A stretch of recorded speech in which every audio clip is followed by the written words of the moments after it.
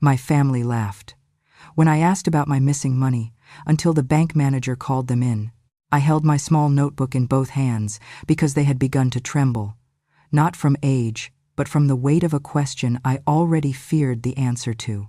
Across the table, Jason was cutting his steak into distracted, impatient squares, while Amber scrolled her phone with the kind of exaggerated boredom she often reserved for my presence. Grace was eating quietly, glancing between us, as if she could sense the tension that wrapped around me like cold air. I cleared my throat and forced my voice to stay steady. Jason? I noticed several withdrawals I do not recognize in my checking account. I wrote everything down like I always do. Do you know anything about them? For a breath there was silence, the kind that presses against your ribs. Then Jason leaned back and laughed, a short, dismissive burst that made my cheeks burn. Mom, you are 76. You barely remember what you had for breakfast. Now you are auditing your bank account? Really? Amber lifted her eyes, slow and insincere, and smirked the way someone does when they smell something unpleasant. Maybe tomorrow she will accuse the mailman, or the TV. Old people always think someone is stealing from them when it is just their memory slipping away. She tapped Grace's arm lightly and added, "See, honey, when you live too long and never retire your brain, this is what happens." My notebook pressed into my palm, the edges sharp. I swallowed and tried again. I only asked because the amounts are not small, and Amber cut me off, her voice rising like a blade. If you lost money, that is on you. You should not even have online banking. At your age, you should have an allowance, like a toddler. Someone responsible should handle your finances. Jason shook his head as if exhausted by the burden of having a mother. Maybe we should get her evaluated. If she keeps making up stories about missing money, we will have to put her somewhere, for her own good. Somewhere, like a broken thing to be stored out of sight. Then he leaned forward and said the line that struck harder than any shout could have. You should be grateful we let you live here for free. Do not start biting the hand that feeds you, Mom. A hot sting rose behind my eyes, but I refused to let a tear fall in front of them. They would take it as proof of instability. I kept my voice small, careful. I have always kept records. I did not make those withdrawals. Jason scoffed. There it is. Paranoia. Classic dementia sign. She forgets something and then blames everyone else. For a moment, all three stared at me like a jury amused by a defendant. Grace looked unsure, but Amber nudged her spoon toward her and whispered, "Eat. Let your grandmother ramble." And in that moment I realized something else was happening, something colder than the missing money. They had already decided who I was allowed to be. A confused, fragile burden. A problem to be managed. An unreliable narrator of my own life. If you feel justice deserves celebration, smash that hype button. Let us keep stories like this alive, echoing far, far away. Your support helps us bring understanding and love to those who deserve it. Thank you so much. Keep listening. I tried once more, though my throat felt tight. Jason, I am not confused. The withdrawals happened while I was at home, and I always— Enough, he snapped. You do not know what you are talking about. Stop creating drama. Amber folded her arms and gave me a long, pitying look.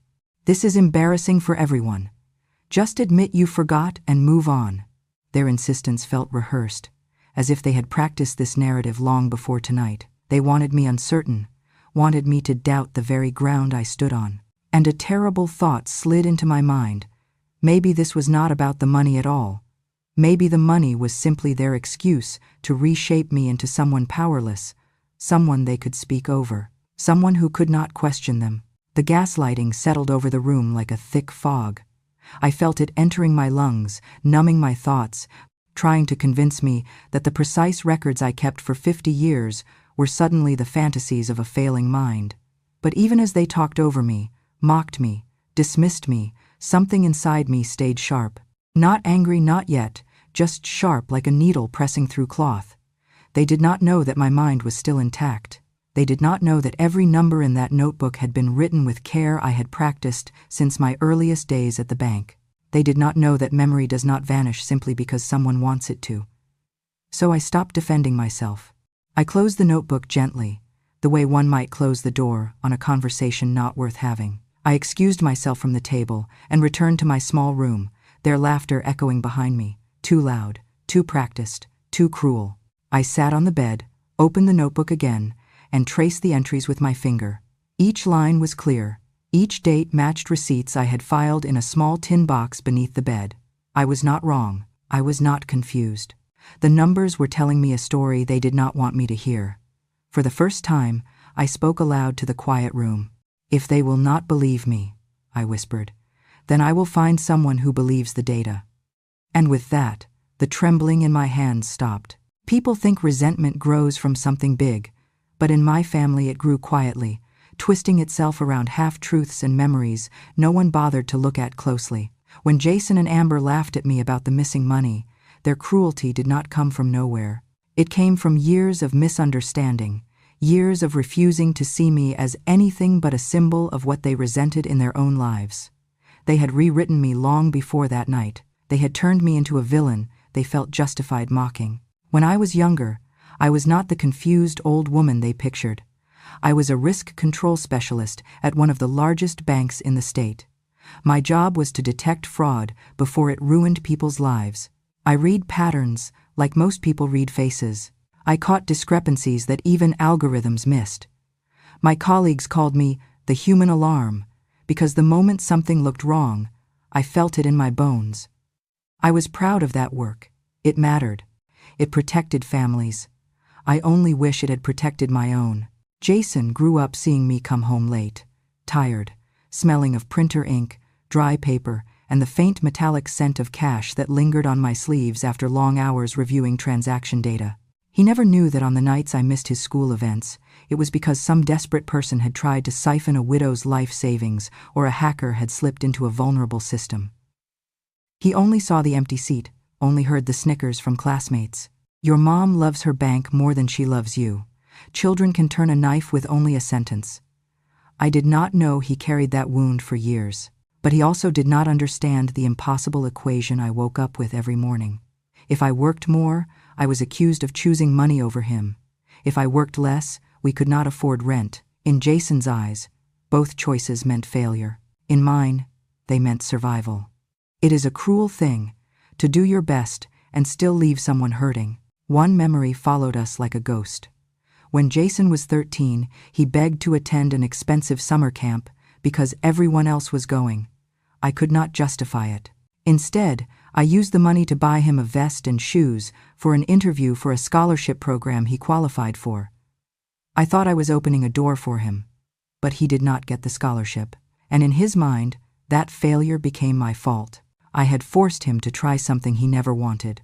For years afterward, he held on to that narrative, that I controlled his future through my money, that every financial decision I made was a form of manipulation. It never mattered that all I wanted was to give him a chance his father never had. Then came Amber. If Jason carried old wounds, Amber carried fresh fire and needed someone to burn with it. She grew up in a middle-class home but treated frugality like a disease.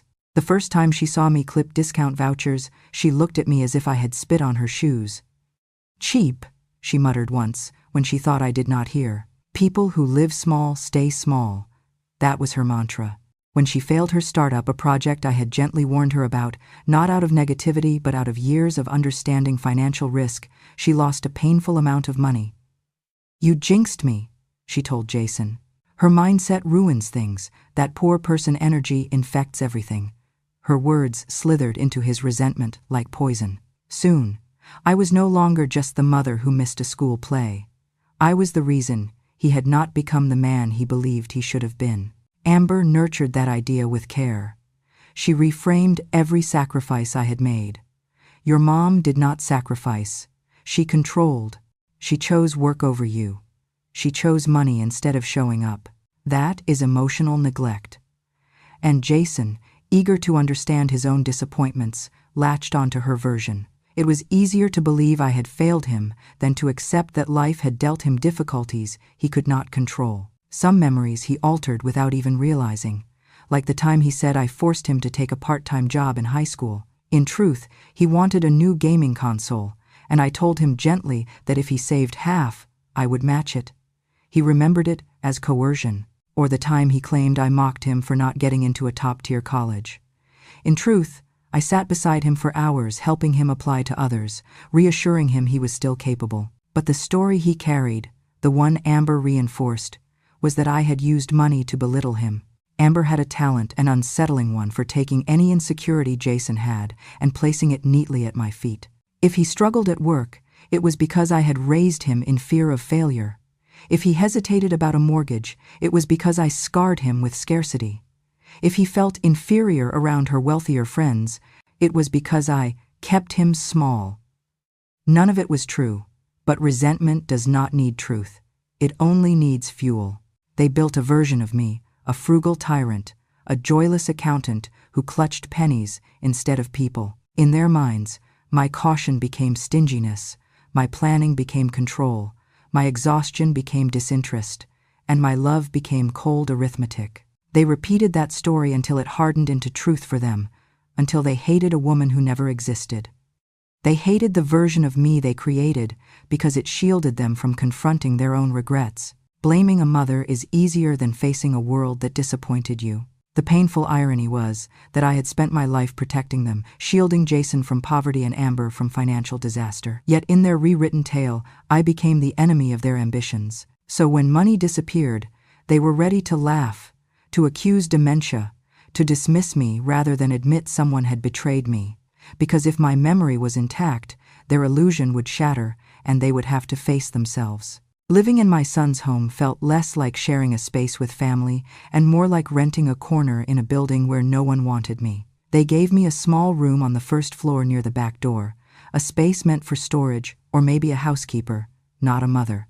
It smelled faintly of detergent and old wood, and the window latch never fully closed, but I said nothing because I had learned that any complaint became proof that I was declining. They needed me to be the problem, so they made sure everything I did looked like one. The gaslighting began quietly. Amber would move my glasses from the nightstand to the kitchen counter, then tilt her head with feigned concern when I asked if she had seen them. "Nora, you put them in the wrong place again," she'd say, sighing like a disappointed teacher. Sometimes she hid my keys, then pretended to find them in ridiculous spots like inside a baking drawer or beneath the couch cushions. When I asked why they were there, she smiled sweetly. "You really do not remember, do you?" Jason would chuckle behind her, shaking his head as though amused by something inevitable. "How old are you again, Mom? 86? 96?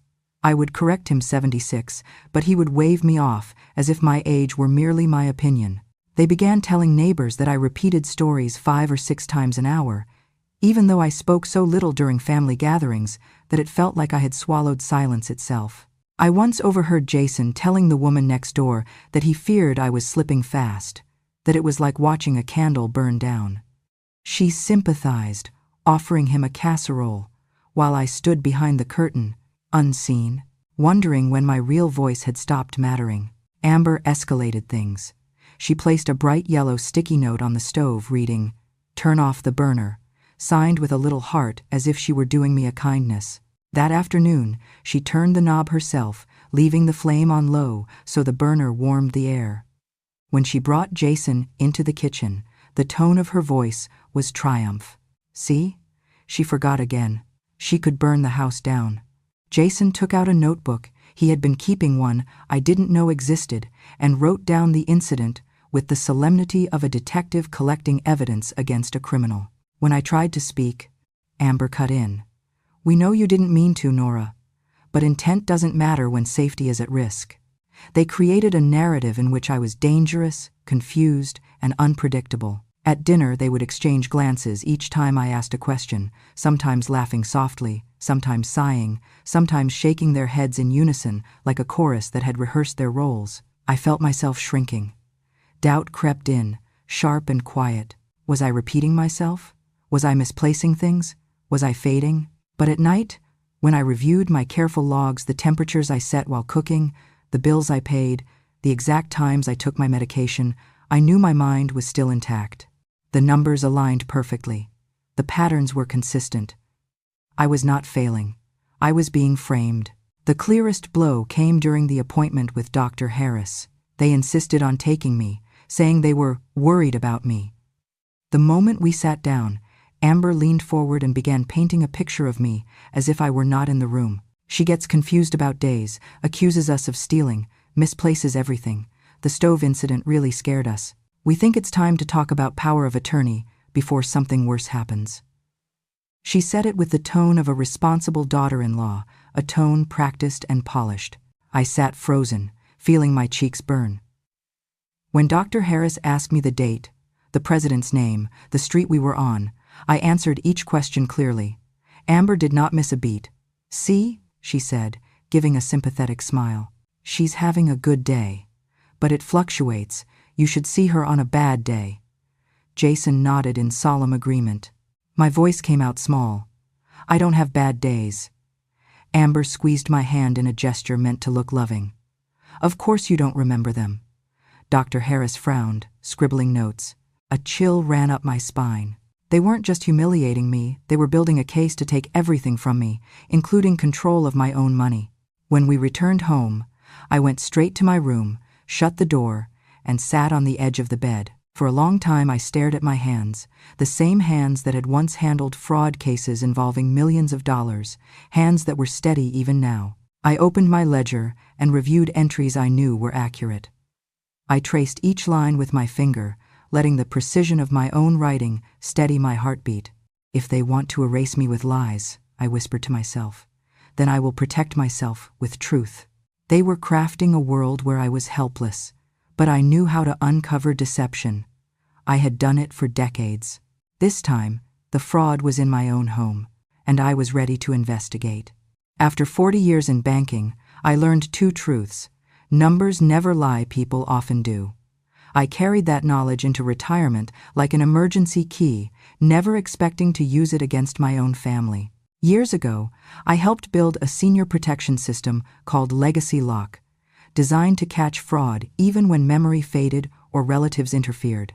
I reviewed its authentication logic, voice verification, and escalation protocols.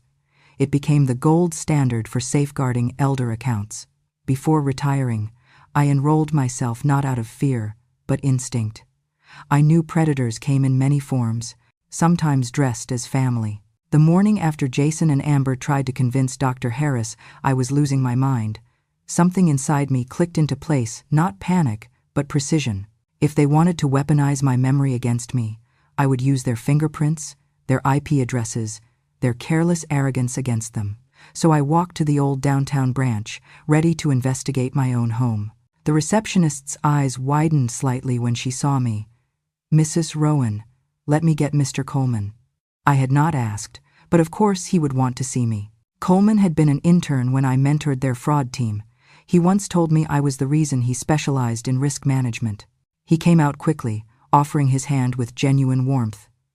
"Nora, what brings you in?" I met his eyes steadily. "I want to review the login logs on my checking account," I said.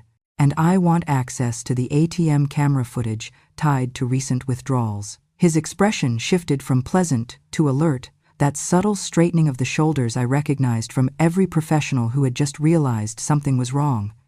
"Did something happen?" he asked. "Funds are missing," I answered, "and the explanations I have received at home don't add up." He nodded once. "Let's take a look." In his office, he pulled up Legacy Lock's backend, a system I knew as well as my own handwriting. The first red flag appeared instantly. Multiple transfers initiated from an unrecognized device. The IP address displayed on screen was painfully familiar, Jason's home network. My throat tightened, but I said nothing yet. Coleman expanded the audit log. Legacy Lock had marked several entries in orange, the color reserved for suspicious but incomplete attempts. Someone had tried to bypass voice verification by playing a pre-recorded clip during a high-value transaction. The audio file Legacy Lock captured was distorted, but even through the static I could tell it wasn't my voice. The pitch was wrong, the cadence is stiff.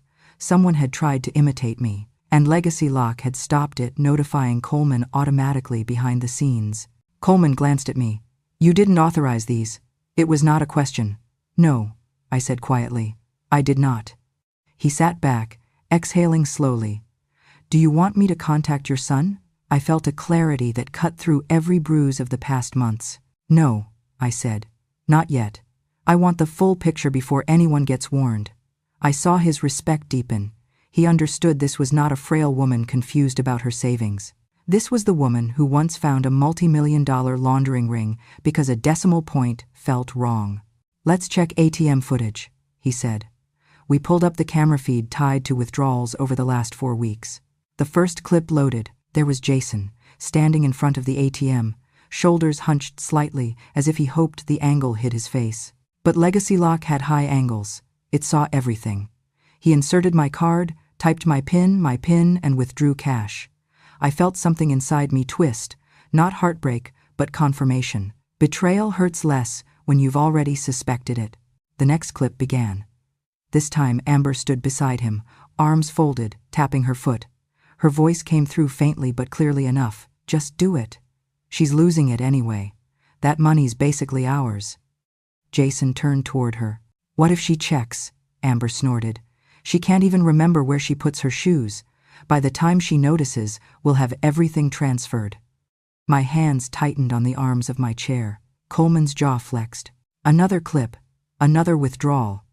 Each one more careless than the last, their confidence growing with the assumption that I was too old, too confused, too blind to see the theft happening right under my roof. They thought age was the same as ignorance. They thought experience evaporates when your hair turns gray.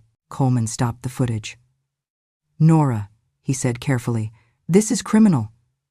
I nodded once, controlling my breath. I know. We can initiate a fraud investigation immediately. Not yet, I said again. I want everything documented. Every login, every clip, every attempt. I want a complete chain of evidence. He studied me for a moment, then his expression softened in a way tinged with admiration. You always were thorough. I almost smiled. Thoroughly keeps innocent people alive, I said, and exposes guilty ones. When I walked out of the bank, the sun felt harsher, the wind sharper, as if the world itself had become more honest. I had proof, not guesses, not suspicions. Proof, but the video showed something more important than theft. Amber was the architect, Jason the willing tool. And beneath their actions was a simple truth. They believed I was disposable. They believed my mind was fading. They believed my money belonged to them. They were wrong. I stood at the curb, my purse held tightly under my arm, and whispered to myself, I have stayed silent long enough. And for the first time in months, I felt something I thought I had lost, a sense of power returning to its rightful owner. The phone rang at 7:14 p.m., just as Jason and Amber were finishing their second glass of wine. I was in my small room wiping down my glasses when I heard Jason answer. His voice was calm at first, then dipped into unease. Yes, this is Jason Rowan. Tomorrow? All 3 of us? Why? He went quiet, listening. Then, yes, we'll be there. When he hung up, Amber smirked, swirling her wine. Let me guess, the bank wants us there because your mother complained again. Perfect. Maybe now the manager will tell her to her face that she's delusional. Jason exhaled sharply, annoyed, but I saw the flicker of concern in his eyes. They had no idea what Legacy Lock had already shown us. They had no idea I had stopped being quiet. The next morning, the air was unusually still. I dressed simply and neatly, as I always had for work. Ironed blouse, neutral slacks, hair pinned back. Clarity has a way of making you stand straighter. Miss Rivera, my attorney, picked me up in her dark sedan. She had reviewed everything the night before, and I could tell by the firm set of her jaw that she was ready. You did the right thing coming forward, she told me. I nodded. I should have done it sooner. Maybe, she said, but timing doesn't erase truth. When we arrived at the bank, Jason and Amber were already inside, pacing near the front desk. Amber's eyes widened when she saw Miss Rivera at my side. Why is a lawyer here? She snapped. Are we being sued for helping you, Mom?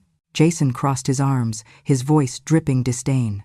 This is ridiculous. You didn't need to make a spectacle. I let their words fall away. The time for absorbing cruelty had passed. Mr. Coleman greeted us with a seriousness I recognized from years of fraud investigations. He ushered us into a private conference room, the kind used for sensitive matters. Jason slumped into a chair, like he owned the room. Amber sat tall, chin raised, already rehearsing her indignation. Coleman began, his tone formal. "Thank you all for coming. We have concerns about recent transactions associated with Mrs. Rowan's accounts. We want to clarify the situation with everyone present." Amber jumped in immediately. "Yes, please do. She keeps insisting money is missing, but she forgets where she spends it. This is becoming exhausting." She said it loud enough to imply she was the victim. Jason nodded.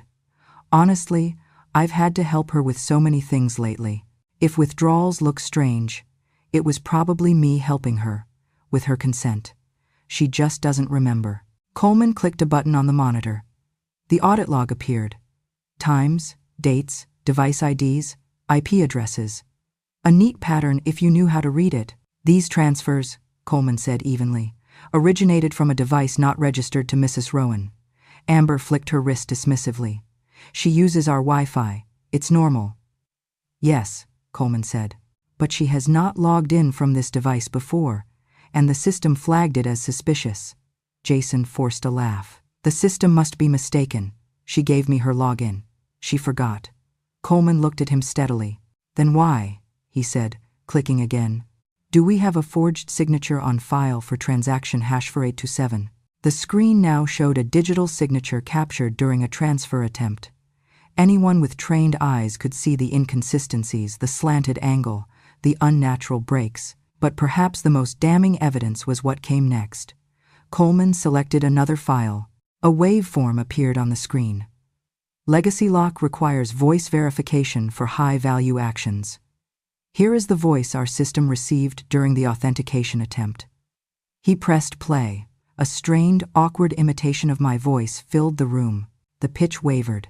The phrasing sounded rehearsed. Amber's lips tightened. Jason's face drained of color. Coleman let it finish before speaking. This voice did not match Mrs. Rowan's biometrics. The attempt was rejected. Jason opened his mouth, but nothing came out. I watched him struggle to assemble a lie, but Legacy Lock had already stripped him bare. Still, Amber tried to seize control. "This is absurd," she snapped. "She used to work here. Maybe she knows how to manipulate your systems. Maybe she set us up." She threw her hands up dramatically. "Old people get crafty when they're scared of losing relevance." Miss Rivera turned her head slowly toward Amber, her expression razor-sharp. If Mrs. Rowan had manipulated anything, the audit logs would show it. But they don't. They show your IP address, your device, your husband's PIN entries, your voice on camera telling him she doesn't need that much money anyway. Coleman clicked again, and the ATM footage appeared. There stood Jason, withdrawing my money. Next to him, Amber leaned in, whispering sharply, her words captured clearly enough. "Just do it. She's losing it anyway. That money's basically ours." The room went still. Not fragile stillness, dead, incriminating stillness. Jason buried his face in his hands. Amber attempted one final attack. "This is taken out of context. She worked at a bank her whole life. She probably had all this planned. People like her, people who grew up poor, they get obsessed with money and sabotage everyone around them." Coleman interrupted her, his tone firmer than before. "Miss Rowan is not under investigation. You are." Then he folded his hands. "Under state law, these actions qualify as elder financial abuse." He paused, letting the weight settle. "We are legally required to file a report with Adult Protective Services. Additionally, Mrs. Rowan's accounts have been temporarily frozen to protect her assets. She remains the sole owner.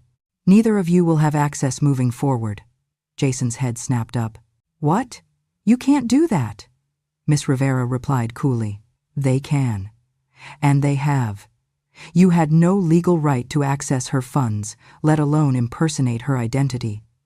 Amber's voice cracked for the first time. "This is insane. We were just helping her." Coleman shook his head gently. "This was not help. This was exploitation." I sat there, calm, still, the way I used to sit when delivering evidence in boardrooms years ago. Except this time, the people on the receiving end were my own family. That was the only sting. But even that sting faded as the truth settled in. They had done this to themselves. As Coleman ended the meeting, he added quietly, "Mrs. Rowan, a full investigation will begin today. You will be notified of all developments." Jason stared at me as though seeing me for the first time, not as a confused old woman, but as someone who had never stopped knowing exactly what she was doing.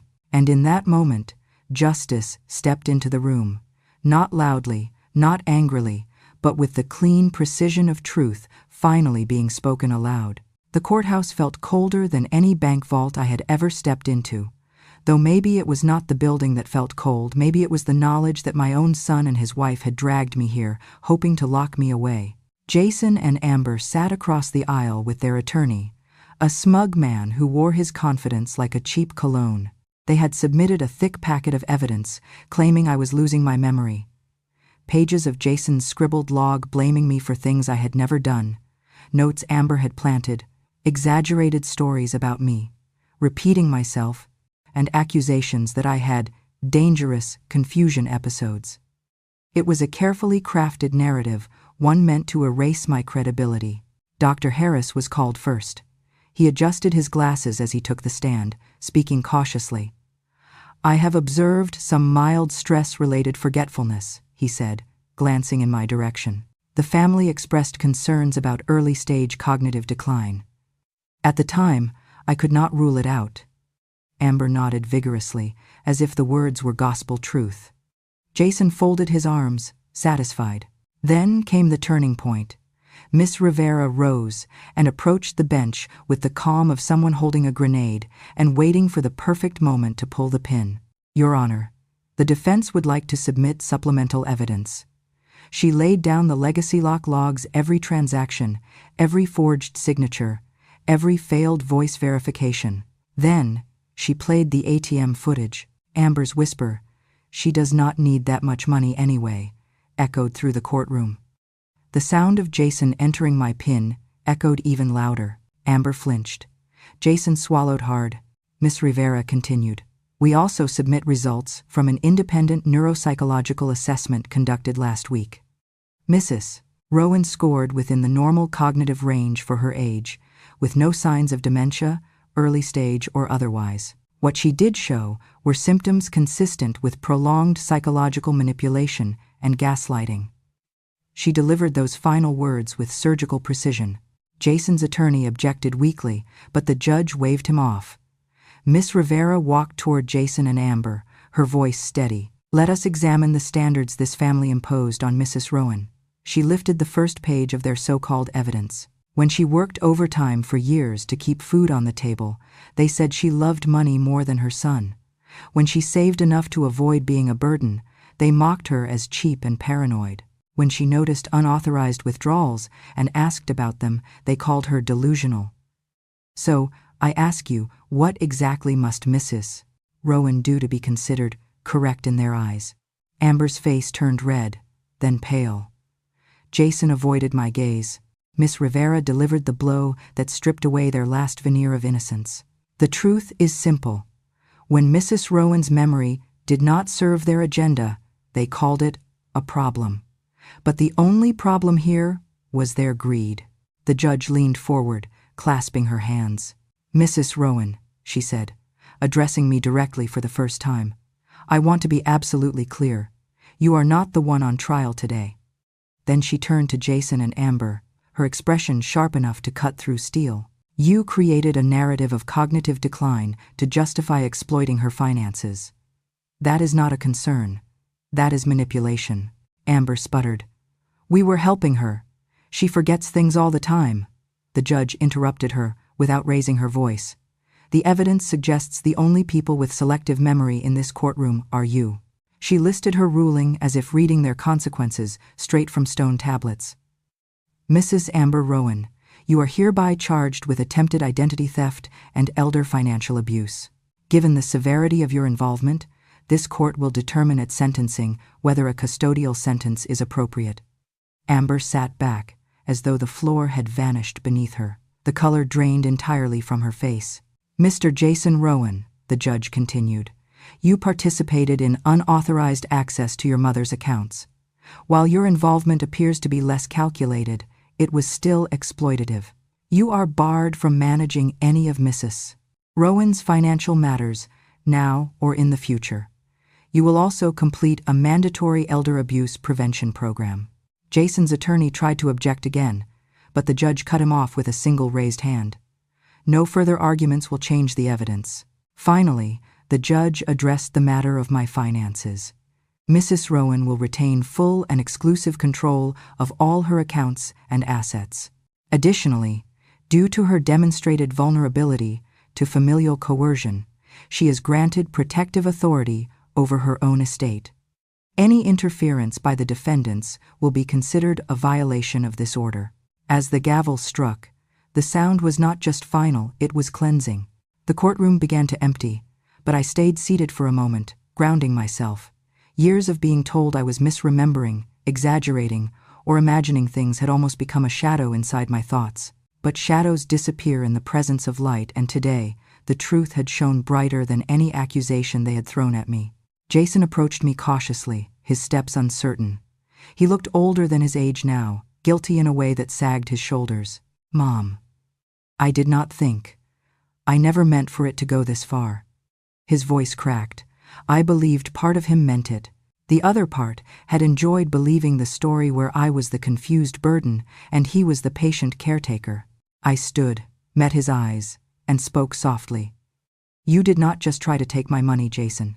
You tried to take my memory. You tried to rewrite who I was, so you could feel justified." His eyes welled with tears, but I did not let him look away. "But I remember everything, every sacrifice, every insult, every choice you made." Amber remained sitting, frozen and shaking. She did not speak. She could not. As I walked out of the courthouse with Miss Rivera beside me, sunlight fell across the steps like a warm, undeniable truth. I had not lost anything.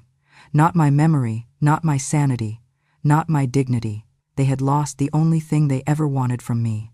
And justice, at long last, had found its way home. When I returned to the house after the hearing, the air inside felt different, as if the walls themselves knew something irreversible had happened. I went straight to my small room near the back door and opened the old cedar chest where I kept everything that reminded me who I used to be before my son decided to rewrite me. I folded my clothes with steady hands, then reached for the box of old photographs, the ones of Jason, as a boy smiling with watermelon juice on his cheeks, wearing the winter jacket I saved for 3 months to afford, holding the bicycle I bought him with overtime pay. Beneath the pictures were the letters he used to write me on sticky notes when he was little. "Mommy, I love you. Mommy, don't work today. Mommy, I made you a rocket." I held them for a long moment, letting both the sweetness and the ache pass through me. These were the little pieces of proof that love had existed once, before fear twisted it and pride strangled it. Amber appeared in the doorway with her arms crossed tightly. "You can't just pack up and walk away," she snapped. "This is our house. You leave when we say you leave." Her voice was sharp, but her eyes betrayed panic, the kind that comes from losing control over the person you assumed would always remain small. "And do not take anything we bought," she added, "even though everything in my room belonged to me." From the kitchen, Jason stood stiff and silent, his shame louder than any words he could offer. I zipped my suitcase, lifted it, and walked past Amber without responding. Her insults could not touch me anymore. They bounced off the armor that truth had given me in that courtroom. Jason followed me to the living room, his breath unsteady, his face blotched with the red of someone who has finally seen himself clearly for the first time. "Mom," he said quietly, "I thought you never loved me. I thought you loved control. I thought you loved your numbers more than me." His voice cracked under the weight of his own confession. "I thought everything you did was to make me feel small." I turned to face him. He looked so much like the boy who used to wait for me at the window when I worked late, except now the disappointment was on both sides. "Those numbers you hated," I said softly, "paid for your medicine when you were sick, paid for your school supplies, paid for every roof we ever slept under. If that is control, then it is the kind that kept you alive." His eyes filled, but I did not step forward to comfort him. Love did not mean erasing the consequences of what he had done. Grace came running down the hallway with her small backpack bouncing against her shoulders, her face tight with confusion. "Nana," she whispered, clinging to my coat. "Are you leaving because of me?" The innocence in her voice felt like something breaking inside me, something tender that still believed families stayed whole if they tried hard enough. I knelt and brushed her hair behind her ear. "No, sweet girl, I'm leaving so one day you will know what real love looks like. Love that protects, even from people it hurts to walk away from." Her eyes shone with fear, and I placed a small silver bracelet in her palm, the one my mother gave me when I was her age. "When you look at this," I told her, "remember that Nana never wanted distance. Nana wanted safety." Jason lowered his head as I stood, while Amber muttered something brittle and powerless. I drove to the bank and met Mr. Coleman one last time. Under the warm desk lamp, I changed every beneficiary. 70% to Grace when she turns 25, the rest to protect elderly victims like me. Jason and Amber received nothing, no money, no rights, not even a place in my future. When the final paper was signed, Mr. Coleman looked at me with quiet respect. "Are you sure this is what you want?" he asked. I nodded. "I am choosing the only person in that house who never tried to take anything from me." That evening, as I left the city behind and the road curved into a horizon that felt wider than it had in years, I whispered a truth that tasted like freedom. They wanted to prove I did not deserve my own money. I tightened my grip on the steering wheel, feeling the weight of everything I had survived, and they were right. Someone did not deserve it, but it was not me. I drove toward a life they would never control again. When I finally settled into the little coastal town, the world felt quiet enough for me to breathe again. My small gray house near the shore let me wake to waves instead of footsteps outside my door. I joined a gentle reading circle and a slow yoga class, welcomed without judgment. A week later, an envelope arrived, Grace's handwriting, tilted and earnest, reminding me that love had followed me to this new beginning. Inside was a drawing of the ocean, the sky too purple, the waves too big, but her small note said, "Nana, I think your new home looks like magic." She told me about school, about a girl who sat with her at lunch, about learning a new song on the piano. She never mentioned Jason or Amber. She did not have to. Children know when silence is the safest truth. When I wrote back, I told her about the seagulls fighting over bread, about Mrs. Delaney from the book club, who always wore hats bigger than her head, about the crab that tried to steal my shoe near the pier. I did not mention the courthouse, or the lies, or those long nights when I thought I might lose myself. I wrote about kindness, responsibility, and dignity, things I wanted her to grow toward, not away from. News travels quickly in small towns, and even faster in neighborhoods filled with people who pretend scandals do not interest them. Within weeks, the people back where Jason and Amber lived learned about the hearing, not the private pain, but the public facts. Elder financial abuse, manipulation, false evidence. Mothers stopped inviting Amber to school events. Neighbors stopped waving at Jason during his morning run. Even the community page online turned cold. Someone posted, "Be careful who you trust with your parents." No names, but everyone knew. Amber, who once bragged about being management material, found herself turned away from every job related to finance. No one trusted a woman whose name sat in court records next to the words misappropriation and coercion. Jason faced his own reckoning. He was not a criminal in the legal sense, but he was guilty of something harder to escape, being the man who abandoned his mother when she needed him most. And the people around him treated that truth like a stain.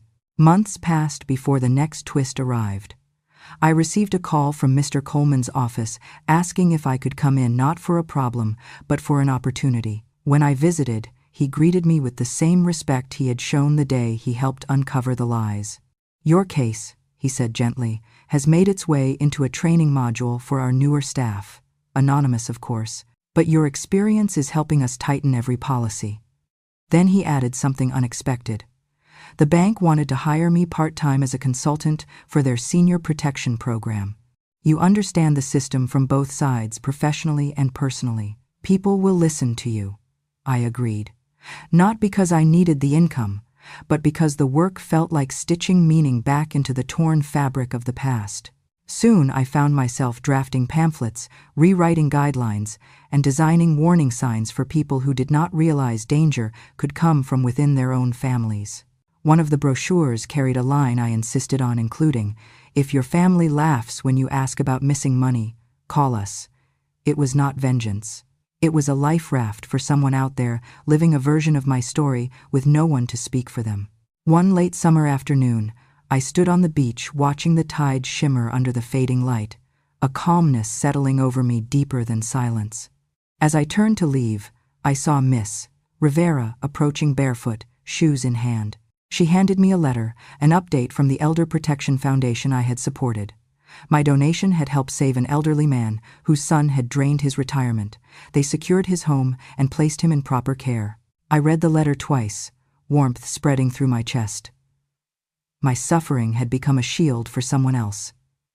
That evening on my porch, with the ocean humming softly, I let myself remember Jason's laughter at the dinner table, Amber's sneer, the sting of being treated like a woman losing her mind. And as the tide breathed in and out, I understood just how far I had traveled, not only in distance, but in dignity.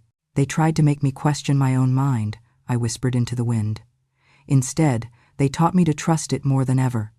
The waves carried my words away, folding them into the rhythm of the tide. A year later, Grace came to visit, taller, brighter, her smile untouched by the bitterness of adults. We walked along the shore, our footprints linking and unlinking in the sand, a pattern as natural as breathing. She told me she wanted to be someone who helped people, maybe a lawyer like Miss Rivera, maybe a teacher, maybe something she had not discovered yet. I listened, truly listened, the way a mother should, the way I once wished I could have listened to Jason when work swallowed me whole. And as she talked, I felt peace settle around us like a soft blanket. Justice had found me in a cold, precise way. But peace had come warm and slow, like the tide itself. And that was the ending I never dared hope for but finally received. And that, my dear listener, is how a quiet old woman reclaimed her name, her dignity, and the peace she had earned 1,000 times over. If my story reminded you of your own strength, or made you believe just a little that justice still has a place in this world, then stay with me. These old bones still carry many stories, some heavy, some healing, all true. If you want to hear the next one, come sit with me again, and make sure you subscribe to Grandma True Stories. Your support keeps these memories alive, and this old heart warm. I will be waiting for you.